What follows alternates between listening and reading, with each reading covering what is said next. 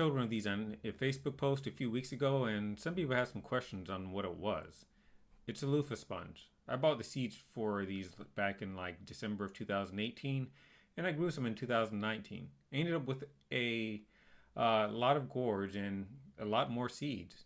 Dad took some of the seeds from what I grew last year, and he decided to grow them this year. So the one last year took up a lot of space. So when he grew this year, he just decided to plant a single plant. Now, the whole reason he harvested these is because there's a freeze coming in a couple of days.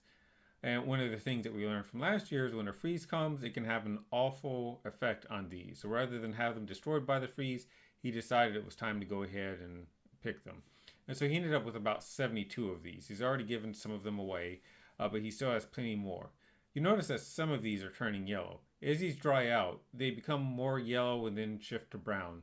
When they're completely dry, the skin starts to flake off of them a bit, and it exposes the familiar sponge structure that you've seen a natural loofah sponge on the inside. And I went to Walmart just to see how big their sponges are, and I got an idea from looking at their website.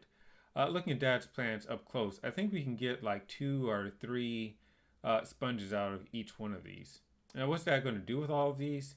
He's going to let them dry out, save some seeds, and probably give the rest of them away.